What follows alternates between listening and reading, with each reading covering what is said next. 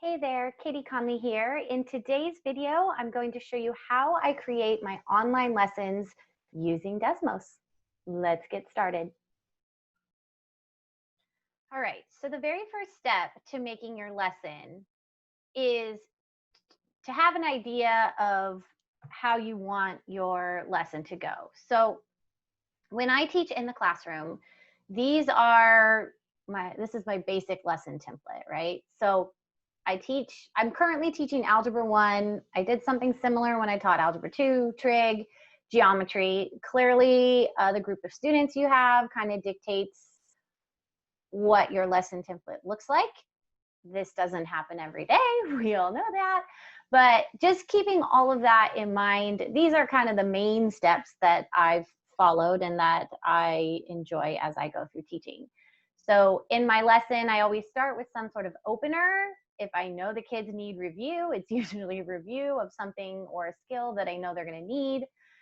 Sometimes if if things are a little gloomy, I do a fun activity, might not even be related at all to what I'm teaching.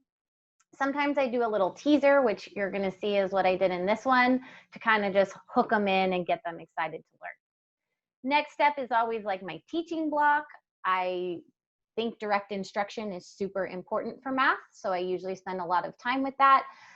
Or if we're like continuing on with a lesson, then I'll do a student exploration activity, which Desmos is amazing for, and people have already created lessons like that for math teachers. But maybe you're going to tell your students, to go, I don't know what it might be, guys, but you guys know, go explore something in their backyard, observe something. I would always put that in there. And then step 3 is usually some practice problems, me going over it with them. And then step 4, I'm always going to leave them with a checking for understanding. So this already was the way that I built lessons. So when I already had all of these PowerPoints already made. Okay, now I'm going to tweak them and use them a little bit differently in my Desmos lesson, since I'm no longer always able to say exactly what's on them if they are doing it asynchronously, which asynchronously, guys, means that your students are going through this lesson on their own in their own time. Now, I told you guys already, Desmos is amazing because you can use this same lesson live with your students, but then students can also do it on their own. And I'm going to be perfectly honest with you guys, your students are going to have tech problems. There will be one every single day that can't get into your Zoom or whatever you guys are using. They'll come in late, they'll get booted out because their internet will stop working. So I always try to create my lessons so that if that happens, students can always go back on their own time and re-watch, relearn what they did. So what I want to point out really quickly before I show you how to build a lesson of this, I want to show you this over here is what my old PowerPoint looked like that I had used in years past, right? So these are all of the slides, right? Going through here. I do have writing on there because I actually recorded on here, which is what you're going to see over here. So I take pictures of all of these slides. It's a little bit annoying because you can't just copy and paste directly into your Desmos slides, and I'm going to show you how to do this. But I already have the hard work done. What I do then is copy these, save the image, and then I go in and start building my Desmos template here. And you're going to see these are all the same slides, right? What you see here, I already have them done. So you don't have to completely reinvent the wheel. Use your PowerPoints, or guys, you might even have it written down in a notebook. You can take a picture of that, save those, and then upload those. You could take pictures of your textbook, save them on your computer, load them in. What else? Notebooks, anything like that. As long as you can take a picture, you've already got it. You can quickly convert it over into your slides and then move forward.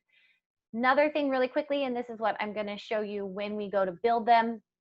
Sometimes I have them, so this one I created kind of on the fly.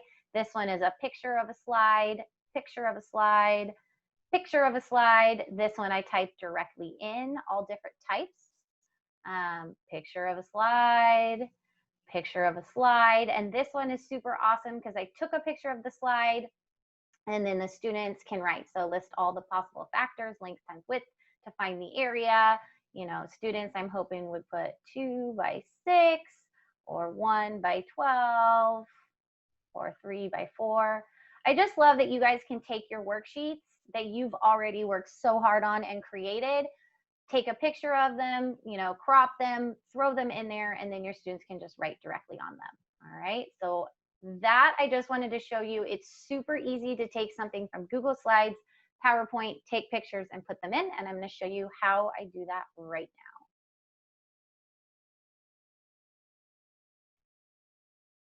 now. Okay, we are now ready to build our lesson. We've got our PowerPoint open over here.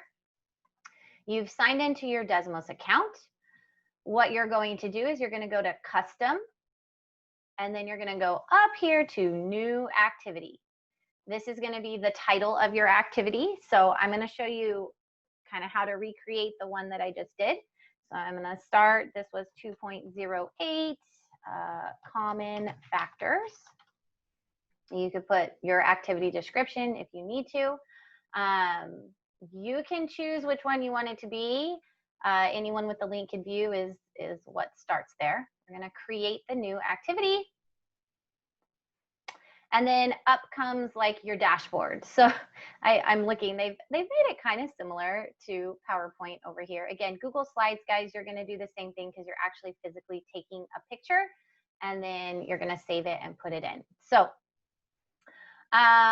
let's start out with, in my school, we are required to put in our lesson goals and our lesson standards. Those always need to be in there. So I usually start, well, I guess I usually start with probably a screen with the title, but I've got the title on the top. So let's go to our lesson standards here. And I don't know, since I started online teaching, I learned about this amazing snipping tool. I feel like I should have known about it way sooner than I did, but here it is. Your computer should have one. If you're using a Mac, it works great with Desmos. I haven't used a Mac in years, so I'm only showing you guys using Windows because that's what I've got. So what I want to do is I just want to quickly take a snip of these lesson goals because I don't want to retype those out. That's just way too much work. So I just took a picture of my PowerPoint slide. I'm going to go to Save As.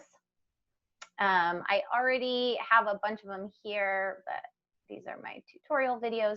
So I'm going to start saving them in 2.08 Desmos How to Lesson PPT Pictures. I don't know, whatever you guys want to do. That's kind of a long-winded one. We're going to open it, and I'm going to call this Standards and Goals, just so that I can save it. Okay, if you had a fancy, you know, first one, first slide, and that's what you want to do, you want to use that one again because you already did all the work, by all means do it. Okay, so now when I'm ready to add a picture, guys, these are all the things that you can add. Pictures and videos are always under media. So I'm going to click there. I'm going to click choose a file to upload. Typically, once you open the one you're going to use, oh, lovely. It didn't end up saving in my folder. Okay, so here it is. I just highlight it, obviously, press open. And then there it is. Okay, so pretty cool. And then I'm going to add my next one. And then I'm going to put my next slide on there, which is going to be my opener. For this one, I gave students a little project. I'm going to do another snip. Take a picture. I do Control S just to save it faster. This one is the garden boxes. And I know this is kind of annoying that you can't just copy and paste, but we do what we can and move on, right? So for this one, we have two options. So maybe you just wanted your students for this one to circle which one they were going to choose, okay?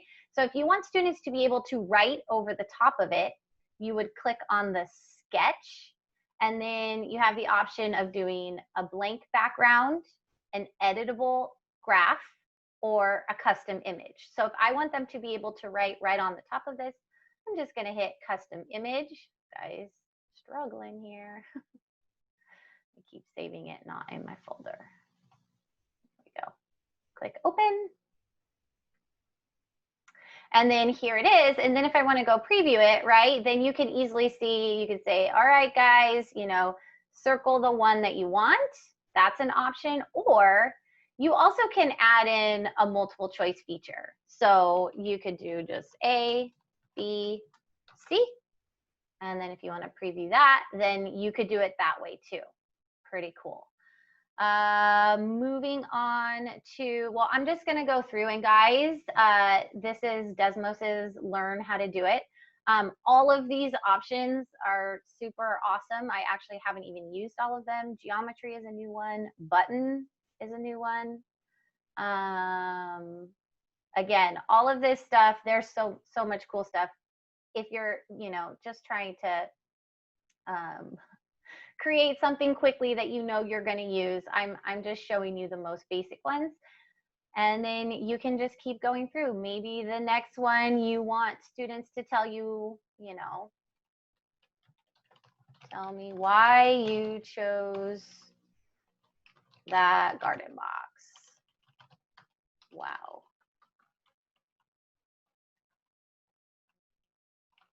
Guys, struggling. Tell me why you chose that garden box, and then students put here. Now, be careful with the show students their classmates' responses. I think this is super cool, but at the same time, it automatically shows the response to the student. So students could easily type, you know, something inappropriate in there, and then you're not monitoring it, and then it could instantly go through there. So this is how I build my lesson, just going through screen by screen.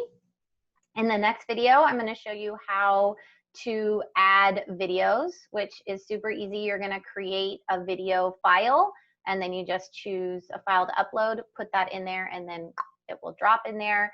So many awesome options. If you are a math or a science teacher, just amazing. You can put in tables, graphs, and you can usually do up to 3 different, what do they call these? Components into your lesson. So once you hit 3, you're done. Another thing I'm going to show in another lesson, but I want you to know that they're there, but they have to be their own slide. You can't do multiple components, right? So this one had 3 components in it. The card sorts, when you go to do a card sort, you can put in math or text, you can put in an image, you can put in a graph, which is amazing to be able to have students, you know, put the different types of graphs in there. But that is all you can put into the card sort, right? All you can do is that. If you do a marble slide, again, that's all you can put in there. You can't put anything else except for a title up there at the top. So that's how I like to go through and do it, guys. Once you finish creating everything you want in your lesson, you go to publish. It's going to create a code for you. Well, it's going to create a building block that looks like this, and then you would create a class code. And then this is what you would send to your students. If you click View Dashboard, this is how you get to which students did what. I like to take a picture of the screen and give it to my students as well, so they know where to go, and then they can just go ahead and go on through, or you can paste them through the slides at the same time. Thanks for watching, guys.